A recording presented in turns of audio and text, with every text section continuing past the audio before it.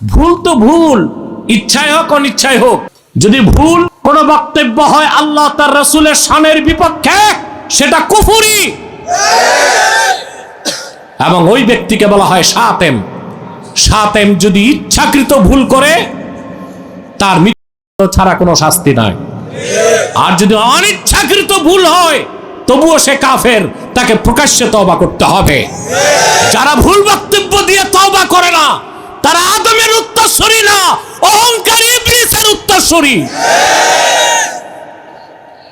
আর মুমিন ভুল করলেও ক্ষমা চায়, না করলেও, যার ঈমান যত বেশি সে তত বেশি ক্ষমা চায়।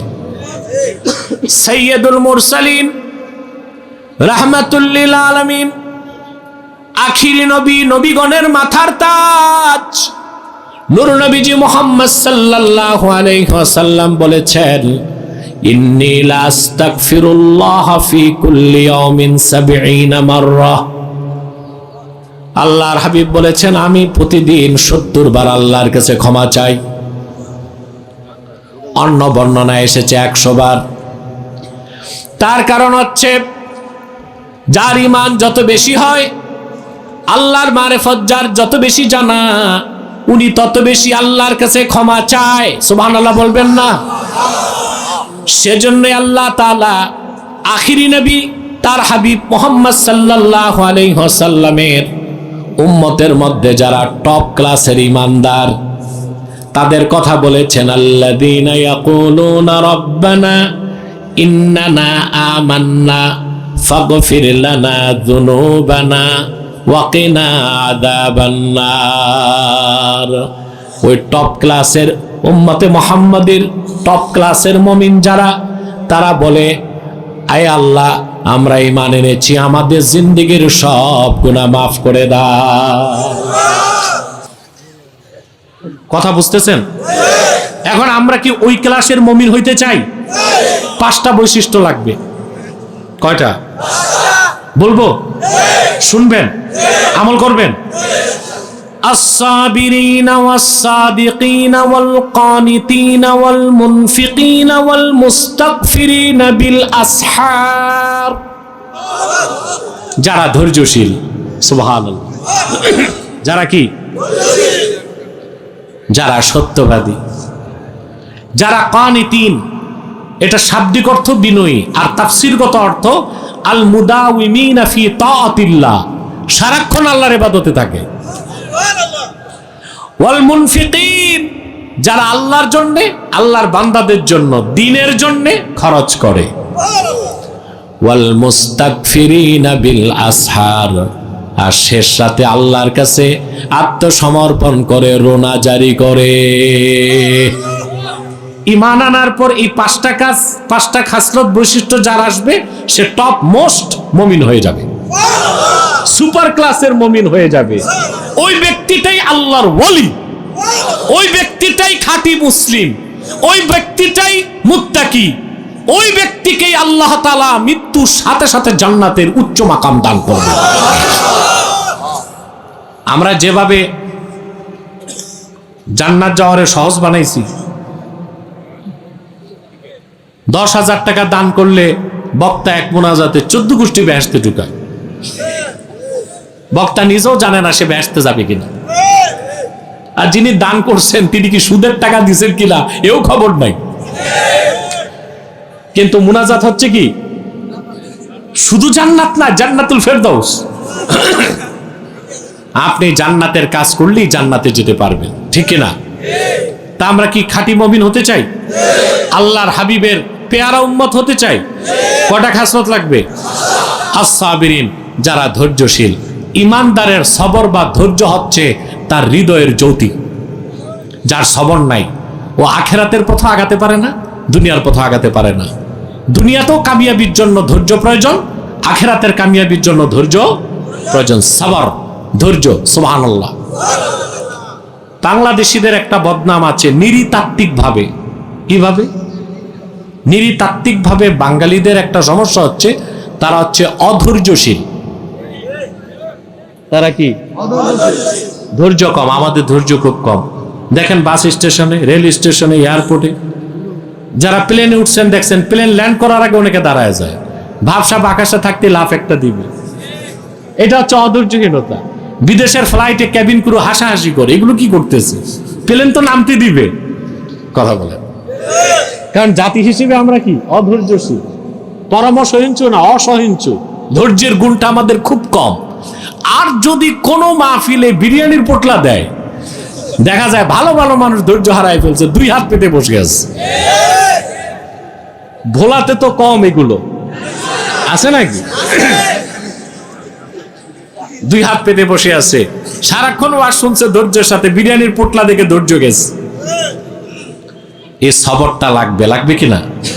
তবে সবর কি তা আমরা বুঝি না। আমরা মনে করি আপনার গালে কেউ একটা থাপ্পড় দিছে, আপনি তার হাত ধরে বলেন ভাই ব্যথা পাইছেন, তার একটা লাগান। এটা সবর নাকি? না।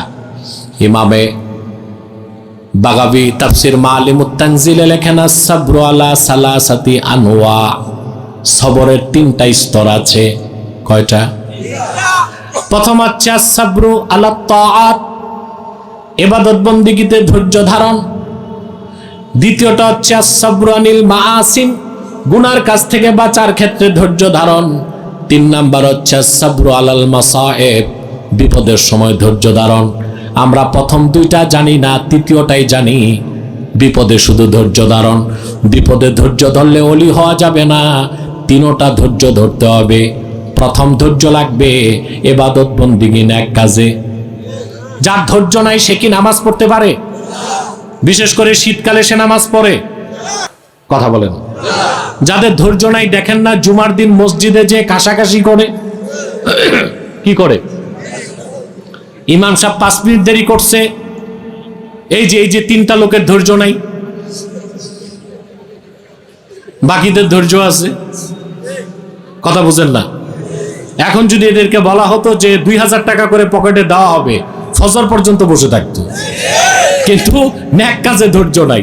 আর মিয়া বসো আরো 10 মিনিট 20 মিনিট, মুনাজাতটা করে কিসমতটা খুলে বাড়ি যাও। একটা মানুষও মাথা নাড়ার চেষ্টা করবেন না, বরং যারা দাঁড়িয়ে আছেন বসে যান। আল্লাহর ওলি কিভাবে হতে হয় আজকে কোরআন শরীফ থেকে তা শিখবো। পারবো না ইনশাআল্লাহ? তাহলে প্রথম হচ্ছে ইবাদত বন্দেগীতে ধৈর্য। যার ঈমান ঠিক নাই, ও নামাজ ঠিক মতো পড়ে না, কারণ নামাজে ওর বিরক্তি লাগে। কি লাগে? ও ওয়াজের মাঠেও বসতে পারে না, কিন্তু গানের আসরে রাত পার করতে পারে। যার ধৈর্য নাই, ও তো জুমার দিন মসজিদে যে বিরক্ত হয়। ইমাম সাহেব 5 মিনিট দেরি করছে, তাকে ওয়ার্নিং দেয় একটু তাড়াতাড়ি করেন ইমাম সাহেব। এত ব্যস্ততা, মনে হয় যে জুমার নামাজের পর প্লেনে সিঁড়িতে লাগানো আছে, উঠবে। দেখা গেছে না বিয়ে বাড়িতে যে খালি বাটি নিয়ে বসে আছে। তাহলে বোঝা যায় সওয়াবের কাজে তার ধৈর্য কথা বলে না। নাই, আজকে বুঝলাম না আমি, ওই গজারিয়াতে মাইকের যে অবস্থা, এখানেও মাইকের এই অবস্থা।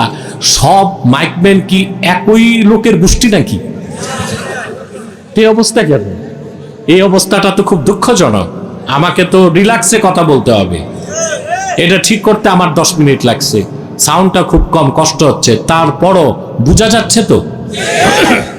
প্রিয় ভাইরা, তাহলে সওয়াবের কাজে ধৈর্য লাগবে কিনা? এটা হচ্ছে সাবরু আলা তাআত, নেক কাজে সবর। 2 নাম্বার হচ্ছে সাবরু আনিল মাআসিম, গুনার কাজ থেকে বাঁচার ক্ষেত্রে সবর লাগবে। প্রত্যেকটা গুনার কাজ চিত্তাকর্ষক। এসব কি?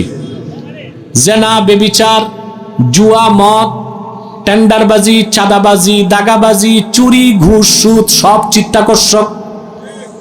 যারা সুদ খায় ওরা মজা পাইছে না? কথা বলে না। ছেলে একটা সিঙ্গাপুর, একটা মালয়েশিয়া, একটা ইটালি, বুড়ার কাছে টাকা দিছে, বুড়া সব টাকা সুদে লাগাই দিছে, মাস শেষে 1 লাখ। কি মজা পাইছে? যার সবর আছে নাই সেই গুনাহ ছাড়বে, কিন্তু যার সবর আছে, আল্লাহর ভয় আছে, সেই গুনাহটা করবে না, সে সুদের গুনাহ থেকে বাঁচতে পারবে। যারা চাঁদাবাজি করে খায় ওরা খুব মজা পায় না। এটা কোন ইনভেস্ট নাই, কি নাই? ইনভেস্ট নাই, ঠেক দিতেছে, পয়সা নিতেছে, খাচ্ছে, মজা করে, ঠিক কিনা? যার সবর আছে সেই গুনার থেকে বাঁচবে, ঠিক কিনা? জেনা, ব্যভিচার, মদ, নেশা, প্রত্যেকটা গুনার কাজ চিত্তাকর্ষক, এটা ছাড়ার জন্য সবর লাগবে। 3 নাম্বার হচ্ছে সাবরু আলাল মাসায়েব, মুসিবতের সময় ধৈর্য ধরা। এই 3 স্তরের সবর যে ধারণ করবে, আল্লাহ পাক তাদের ব্যাপারেই বলেছেন ইন্নাল্লাহা মাআস সাবিরিন। আল্লাহ ধৈর্যশীলদের সাথে আছেন, বলেন সুবহানাল্লাহ। তা আমাদের প্রথম কি গুণটা অর্জন করতে হবে? ঈমানের পরে, জোরে বলেন, ঈমানের পরে কি লাগবে? সবর। 2 নাম্বার ওয়াস-সাদিকিন, যারা সত্যবাদী। সুবহানাল্লাহ। আহা, সত্যবাদী যে কে তাই তো আমরা বুঝি না। যেমন আমরা কথায় কথায় বলি ভদ্রলোক হিন্দু বটে কিন্তু খুব সত্যবাদী। বাহ, যে ঈমান আনে নেই ও আবার সত্যবাদী হয় কেমন করে? কোন কাফের মুশরিক বেঈমান সত্যবাদী হতে পারে না। সত্যবাদী হতে প্রথম লাগবে ঈমান। কি লাগবে? তাহলে হিন্দু বৌদ্ধ খ্রিস্টান যদি সত্য বলে কি বলতে হবে? তার কথাটা সত্য, কিন্তু তাকে সত্যবাদী সার্টিফাইড করা যাবে না। সত্যবাদী হতে প্রথমেই লাগবে ঈমান, তারপর লাগবে ইয়াকিন, তারপর লাগবে জিহাদ ফি সাবিলিল্লাহ। সুবহানাল্লাহ।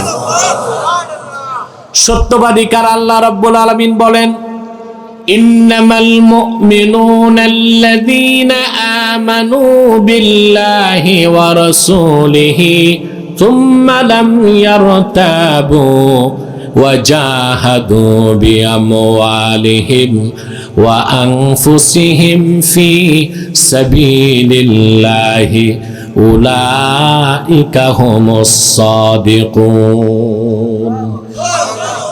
আল্লাহ রাব্বুল আলামিন বলেন প্রকৃত মুমিন তো তারাই যারা ঈমান এনেছে আল্লাহর উপর, ঈমান এনেছে আল্লাহর রাসূলের উপর। সুবহানাল্লাহ বলেন। সুম্মা লাম ইয়ারতাবু, অতঃপর ঈমান ও ইসলামের কোন বিষয়কে সন্দেহ করলো না। যে ব্যক্তি ঈমানের দাবি করলো কিন্তু ইসলামের কোন বিষয় সন্দেহ করলো, সে মুসলমান না কাফের? কথা বলে না। ঈমানটা হতে হবে সন্দেহ মুক্ত, অর্থাৎ যে ঈমান আনলো আল্লাহর উপর, তার রাসূলের উপর, এবং ঈমান ও ইসলামের কোন বিষয়কে সন্দেহ করলো না। এখন যার সন্দেহ আছে ইসলামের কোন বিষয়ে, সে কি মুসলমান হতে পারবে? সে কি সত্যবাদী হতে পারবে? কানিতিনের ব্যাখ্যা ইমাম কুরতুবী লেখেন আল মুদাওয়িমিনা ফি তাআতিল্লাহ, সর্বক্ষণ যারা আল্লাহর ইবাদতে থাকে। আচ্ছা ভাই, 24 ঘন্টা ইবাদত করা যায়? কথা বলে না। এটার অর্থ কি? এটার ব্যাখ্যা হচ্ছে বান্দা যে আমলটা করবে নিয়মিত করবে। সুবহানাল্লাহ বলেন। যে আমলটা করবে নিয়মিত করবে। বুখারী শরীফের হাদিস, আল্লাহর রাসূল সাল্লাল্লাহু আলাইহি ওয়াসাল্লাম একদিন আম্মা জান আয়েশার হুজরা মুবারাকা মুনাওয়ারাতে যে দেখেন এক মহিলা বসে আছে। রাসূলুল্লাহ সাল্লাল্লাহু আলাইহি ওয়াসাল্লাম বললেন হযরত আয়েশাকে, মান হাজিহি, এটা কে? আম্মা জান আয়েশা তার প্রশংসা করতে লাগছে যে এই মহিলাটা হচ্ছে আনসারদের মধ্য থেকে সেই মহিলা। বুখারী শরীফের নাম আসে নাই, হাদিসের সরাতে আসছে তার নাম ছিল খাওলা আল আসাদিয়া, যে মহিলা রাতে এত বেশি নামাজ পড়ে। আল্লাহর হাবিব বললেন মাহ, মানে উকফুফি, উকফুফ, উকফুফ, চুপ, থামো। ওয়াল্লাহি লা ইয়ামাল্লুল্লাহু হাত্তা তামাল্লু। আল্লাহু আকবার। আল্লাহর কসম আয়েশা, তোমরা ইবাদত করতে করতে ক্লান্ত হয়ে গেল, আল্লাহ পুরস্কার দিতে দিতে ক্লান্ত হন না। এটা হচ্ছে মালালা, মাল্লা ইয়ামাল্লু, মালালা থেকে। মালালা হচ্ছে কোনো ভালো জিনিসকে আদর করে নেওয়া, পরবর্তীতে বিরক্ত হয়ে ছেড়ে দেওয়া। বিরক্ত হয়ে কথা বুঝে না। মার কারণ আপনাকে আমি কি বলবো, 10টা কিতাব বুঝলেন দিলাম যে মাথায় করে নিয়ে যাও, আপনি তো কিতাব মাথায় নিয়েছেন, কতক্ষণ রাখতে পারবেন? কিছুক্ষণ পর আপনার মধ্যে বিরক্তি আসবে না? আর যে একটা কিতাব দিয়ে মাথায়, আপনি ঘন্টার পর ঘন্টা রাখতে পারবেন। রাসূলুল্লাহ সাল্লাল্লাহু আলাইহি ওয়াসাল্লাম শিক্ষা দিলেন আম্মা জান আয়েশাকে, অনেক বেশি নামাজ পড়লে আল্লাহ খুশি হন না, নিয়মিত নামাজ পড়লে খুশি হন। সুবহানাল্লাহ। অর্থাৎ আপনি রাতে 100 রাকাত তাহাজ্জুদ পড়লেন একদিন, আরেকদিন 1 রাকাতও পড়লেন না, এতে আল্লাহ খুশি হবেন না। প্রতিদিন 4 রাকাত করে পড়বেন, আল্লাহ আপনার উপর খুশি হয়ে যাবেন। এই যে ইবাদত কম হলেও প্রতিদিন করা, এটাই হচ্ছে কানেতিনদের কাজ। বলেন সুবহানাল্লাহ। তো যতটুকু ইবাদত করেন নিয়মিত করবেন তো ইনশাআল্লাহ। তারপর হচ্ছে ওয়াল মুনফিকিন, যারা আল্লাহর পথে খরচ করে। সুবহানাল্লাহ। খরচ করেন আপনারা? আল্লাহর পথে খরচ করেন? আল্লাহর পথে খরচ তো বুঝেন না আপনারা। মনে করেন শুধু মসজিদ মাদ্রাসায় দিলেই আল্লাহ খুশি হন নাকি? অভাবগ্রস্ত মানুষের অভাব যদি পূরণ করে দেন, যার খাদ্য নাই তারে খাদ্য দেওয়া, যার ঘর নাই তারে ঘর দেওয়া, যে বিধবা মেয়েটার বিয়ে হয় না তারে বিয়ে করিয়ে দেওয়া, যে সন্তানটা পড়াশোনা করতে পারে না তারে বই কিনে দেওয়া। সুবহানাল্লাহ বলেন। যার ঘর নাই তারে ঘর করে দেওয়া। এই সব খরচ যদি আল্লাহর সন্তুষ্টির জন্য হয়, আল্লাহ পাক এই সব ইনফাক ফি সাবিলিল্লাহ বলে গণ্য করে নিবেন। এমনকি আপনি যদি সওয়াবের জন্য আপনার স্ত্রীর মুখে খাদ্য তুলে দেন, এক সাহাবীকে রাসূলুল্লাহ সাল্লাল্লাহু আলাইহি ওয়াসাল্লাম বলেছেন, তুমি যদি তোমার স্ত্রীর মুখে খাদ্য তুলে দাও, তাবতাগি বিহা ওয়াজহাল্লাহ, আর এতেও যদি তুমি সন্তুষ্টি চাও, এর বিনিময়ে আল্লাহ তোমাকে পুরস্কার দিবেন। খাওয়াবেন নিজের বউকে, সওয়াব পেয়ে যাবেন, এটাও সদকা হয়ে যাবে। সুবহানাল্লাহ বলবেন। কি হবে? সদকা হবে। আপনার অনেক সময় সংসারের খরচ, সংসারের বোঝা টানতে টানতে বিরক্তি আসে না? কথা বলেন। কিন্তু আপনি যদি আল্লাহর সন্তুষ্টির জন্য বউ বাচ্চা পালেন, আর বিরক্তি আসবে? যে ব্যক্তি খাঁটি মুসলমান, সে মনে করে তার স্ত্রী তার কাছে আমানত, তার কলিজার টুকরা সন্তানগুলো তার কাছে আমানত। আল্লাহর সন্তুষ্টির জন্য সে যদি তার স্ত্রী সন্তানকে লালন পালন করে, সারা জীবন তার সংসারের খরচ আল্লাহর পথে সওয়াব বলে গণ্য হয়ে যাবে। আল্লাহর পথে খরচ বলে গণ্য হয়ে যাবে। বলেন সুবহানাল্লাহ। অতএব মসজিদ, মাদ্রাসা, মুসাফিরখানা, ওয়াজ মাহফিল, যাকাত, সদকা, গরিবকে দান করা, অভাবগ্রস্ত মানুষের অভাব পূরণ করে দেওয়া, ক্ষুধার্ত মানুষকে খাওয়ানো, এই সব কিছুই ইনফাক ফি সাবিলিল্লাহ সওয়াবের কাজ বলে গণ্য হবে। বলেন সুবহানাল্লাহ। তবে আল্লাহ সবচেয়ে খুশি হন মুসলমান যখন মুসলমানকে আপ্যায়ন করে। বলেন সুবহানাল্লাহ। এই অভ্যাস আছে আপনাদের? কোথায় ভাই? আপনারা বিয়ে বাড়িতে মানুষ খাওয়ান পয়সা নিয়ে, হ্যাঁ? গরিবের দাওয়াত নাই। চাচাতো ভাই গরিব রিক্সা চালায়, ওর দাওয়াত নাই মেয়ের বিয়েতে। কথা বলে না। বিধবা বোনের দাওয়াত নাই। দাওয়াত হচ্ছে সব মেম্বার, চেয়ারম্যান, উপজেলা চেয়ারম্যান, এমপি, মন্ত্রী। খাবে 500 টাকা, ডিনার সেট 15,000 টাকা। এর চেয়ে ভালো হোটেল ব্যবসা আছে? আমরা বিগত 15 বছর দেখছি ভাতের হোটেলের হারুনের অবস্থা, আর আমি দেখি সারা বাংলাদেশে বিয়ের বাড়িগুলো ভাতের হোটেল হয়ে যাচ্ছে।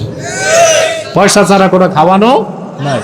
মানুষ যখন আল্লাহর সন্তুষ্টির জন্য কাউকে আপ্যায়ন করবে, আল্লাহ তাআলা ইনফাক ফি সাবিলিল্লাহ, আল্লাহর পথে খরচকারী বলে তাকে মহা পুরস্কার দান করবেন। বলেন সুবহানাল্লাহ। আমি আপনাদেরকে একটা হাদিস শোনাচ্ছি, সুনান তিরমিজির হাদিস। রাসূলুল্লাহ সাল্লাল্লাহু আলাইহি ওয়াসাল্লামের এক আনসার সাহাবী 3 দিন রোজা রাখলেন, ইফতার করতেও কিছু পান নাই, সেহরি করতেও কিছু পান নাই, শুধু পানি দিয়ে সেহরি করছেন, পানি দিয়ে ইফতার করছেন। এটা সম্ভব? সাহাবীদের পক্ষে সম্ভব ছিল। 4র্থ দিন আর পারলেন না। রাসূলুল্লাহ সাল্লাল্লাহু আলাইহি ওয়াসাল্লামের এক ধনী সাহাবীর কাছে যেয়ে বললেন, 3 দিন যাবত আমি রোজা রাখতেছি, মা যুক্তু জাওয়াকান ইল্লাল মা, জিহ্বায় পানি ছাড়া কিছু দিতে পারি নাই। যদি আপনি সম্মতি দেন, রাতের বেলা আপনার বাড়িতে আমি মেহমান হতে চাই। সাহাবী দ্রুত বাড়ি চলে আসলেন, আপন স্ত্রীকে বললেন, ঘরে কি আছে? একজন মেহমান আসতেছে। স্ত্রী বললেন, আমরা আছি 3 জন, খাবার আছে একজনের। সাহাবী বললেন, আজকে আমরা কেউ খাবো না, সব খানা মেহমানকে খাওয়াই দিব। সুবহানাল্লাহ। সাহাবীর স্ত্রী বললেন, আমি আপনি না খেয়ে থাকবো, ছোট বাচ্চাটার কি হবে? সাহাবী তার স্ত্রীকে বললেন, নাউমিস সাবিয়া ক্বাবলা সালাতিল ইশা, এশার নামাজের আগে বাচ্চাটারে ঘুম পাড়ায় দিও, ঘুমে ঘুমে কাটবে তার রাত, আর পানাহার লাগবে না। আর যখন তুমি মেহমানের সামনে খাবার রাখবা, কৌশলে বাতিটা নিভাই দিও, কারণ মেহমান যদি আমাদেরকেও ডাকে, আমরা যদি পার্টিসিপেট করি, তার তো টান পড়বে খানা। তিনি তো 3 দিন কিছু খান নাই, আমরা অন্ধকারে বসে হাত উঠাবো আর নামাবো, তিনি খুশি হবেন যে আমরাও খাচ্ছি। এশার নামাজের পরে আল্লাহর হাবিবের সাহাবী চলে আসলেন। ছোট বাচ্চাটা না খেয়ে ঘুমিয়ে গেল। ঘরের সবটুকুন খাবারের খাজান চাইনে সাহাবী মেহমান সাহাবীর সামনে রেখে দিলেন। কৌশলে ঘরের বাতিটা নিভায় দিলেন। অন্ধকার ঘরে সাহাবী খাচ্ছেন, পাশে বসে স্বামী স্ত্রী খালি বাটিতে হাত উঠায় আর নামায়। সাহাবী ভাবছেন তারাও খাচ্ছে। পরিতৃপ্ত হয়ে সাহাবী বাড়ি চলে গেলেন। সেহরি করার সময় কিছু নাই ঘরে, পানি খেয়ে সেহরি করলেন। ফজর আজান হয়ে গেল। সাহাবী দৌড়িয়ে গেলেন মসজিদ নববীতে। আল্লাহর হাবিব সাল্লাল্লাহু আলাইহি সাল্লামের পেছনে ফজর নামাজ পড়লেন। নামাজের পর আল্লাহর হাবিব তার দিকে ঘুরে বসলেন আর বললেন, গত রাতে তুমিও তোমার স্ত্রী এমন কি আমল করেছ, স্বয়ং আল্লাহ খুশি হয়ে গেছেন। সাহাবী বললেন, ইয়া রাসূলুল্লাহ, ইয়া হাবিবাল্লাহ, তেমন কিছু করি নাই। আপনার 3 দিনের অভুক্ত একজন সাহাবীকে ঘরের সব খানা খাওয়াই দিয়েছি। আল্লাহর হাবিব বললেন, জানো না এতটুকুন কাজে আল্লাহ কত খুশি হয়েছেন? কোরআনের আয়াত নাজিল হয়ে গেছে, ওয়া ইউসিরুনা আলা আনফুসিহিম ওয়ালাউ কানা বিহিম খাসাসা। আল্লাহ তাআলা বললেন, হাবিব আমার মুহাম্মদ সাল্লাল্লাহু আলাইহি ওয়াসাল্লাম, আপনার সাহাবীদের মধ্যে এমনও উন্নত চরিত্রের মানুষ আছে, ক্ষুধার যন্ত্রণা নিজেরা বরদাস্ত করে অন্যকে খাওয়ায় দেয়। বলেন সুবহানাল্লাহ। মাদ্রাসায় দিলে সওয়াব, মসজিদে দিলে সওয়াব, ওয়াজে দিলে সওয়াব, আর গরিবকে খাওয়ালে সবচেয়ে বেশি সওয়াব। সুবহানাল্লাহ বলবেন না? আছে এই অভ্যাস করবেন না বিয়ে বাড়িতে ভাতের হোটেল দিবেন? কথা বলে না। আপনার তো ভাতের হোটেল দেন, গেটের মধ্যেই টেবিল থাকে, কলস থাকে, এর মানে দিয়ে খেয়ে যান, দিয়ে যান। বিয়ের অনুষ্ঠানের পর আবার হিসাবে বসে, কি গেল কি আসলো। এই ব্যবসা করেন না। যেহেতু এখন ফ্যাশন হয়ে গেছে কাট করা, কাট করবেন, কিন্তু নিকট আত্মীয় পাড়া প্রতিবেশী গরিবকে সমানভাবে বসিয়ে খাওয়াবেন, তাহলে আপনার বিয়ের অনুষ্ঠানটা কবুল হয়ে যাবে ইনশাআল্লাহ। তাহলে আমরা চতুর্থ যে বিষয়টা শুনলাম, এটা হচ্ছে মুনফিকিন। আমরা আল্লাহর খুশির জন্য, আল্লাহর বান্দাদের জন্য দিনের পথে খরচ করব কি না? 5 নাম্বার বৈশিষ্ট্যটা একটু কঠিন, আপনি কি পারবেন? কথা বলেন, আমি বলবো। ওয়াল মুস্তাগফিরিনা বিল আসহার। আহা, শেষ সাথে যারা আল্লাহর কাছে রোনাজারি করে, কান্নাকাটি করে ক্ষমা চায় তাহাজ্জুদ নামাজের মাধ্যমে। বলেন সুবহানাল্লাহ। কিসের মাধ্যমে? এটা অনেক। এই পৃথিবীতে কোন আল্লাহওয়ালা বুজুর্গ হতে পারেন নাই শেষ রাত না জেগে। সারা রাত জাগার কথা নাই। ফজরের ওক্ত হওয়ার 1 ঘন্টা আগে ঘুম থেকে উঠে ওযু গোসল করে আপনি জানামাজে বসে যাবেন। দরুদ শরীফ পড়বেন 100 বার, তেলাওয়াত করবেন 100 আয়াত, 4 রাকাত তাহাজ্জুদ নামাজ পড়ে রোনা জারি করতে করতে ফজরের আজান শুনবেন। আপনি শিশুর মতো নিষ্পাপ হয়ে মসজিদে ঢুকতে পারবেন। আল্লাহ তাআলা সবচেয়ে খুশি হন শেষ সাথে আল্লাহর কাছে রোনা জারি করলে। সুবহানাল্লাহ। আমি আপনাদের একটা হাদিস শোনাচ্ছি, শেষ রাতে উঠে নামাজ পড়লে আল্লাহ কত খুশি হন। হাদিসটি সুনান তিরমিজির হাদিস, খাতিব তাবরিজি মিশকাতেও এনেছেন। আল্লাহর হাবিব সাল্লাল্লাহু আলাইহি ওয়াসাল্লাম ইরশাদ করেছেন, ইন্না ফিল জান্নাতি গুরাফা ইউরা যুহুরুহা মিন বুতুনিহা। আল্লাহর জান্নাতের মধ্যে কতগুলো কামরা আছে, কামরাগুলোর ভিতর থেকে বাহির দেখা যায়, বাহির থেকে ভিতর দেখা যায়। ফাকামা আরাবিয়্যুন ফাকালা লিমান হিয়া ইয়া রাসূলুল্লাহ। এক বেদুইন দাঁড়ায় বললেন, ইয়া রাসূলুল্লাহ সাল্লাল্লাহু আলাইহি ওয়াসাল্লাম, জান্নাতের ভিতরের এত সুন্দর কামরাগুলো আল্লাহ কার জন্য রেখেছেন?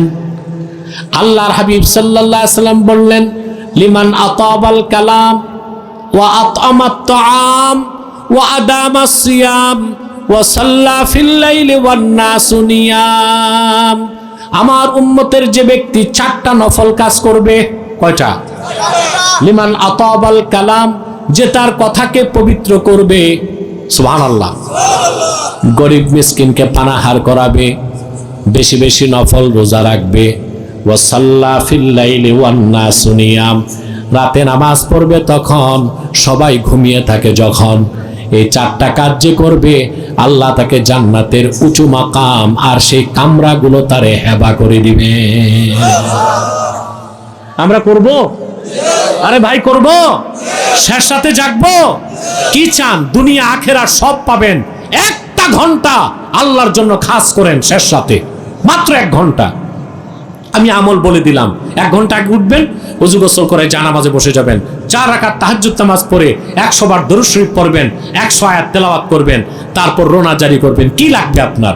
ব্যবসা, চাকরি, বিপদ আপদ, আখেরাতে মুক্তি, জান্নাত, যা চাইবেন আল্লাহ তা মঞ্জুর করে নেবেন। আপনি খুব দ্রুত আল্লাহর ওলি হতে পারবেন। এই কাজগুলো করবেন ইনশাআল্লাহ। সাবিরিন, সাদিকিন, কানিতিন, মুনফিকিন, মুস্তাগফিরিনা বিল আসহার, এই গুণগুলো অর্জন করে আমরা আল্লাহর ওলি হতে চাই, জান্নাত পেতে চাই। রাজি আছেন ইনশাআল্লাহ? আল্লাহ আমাদেরকে কবুল করুক, মঞ্জুর করুক, বলুন আল্লাহুম্মা আমিন।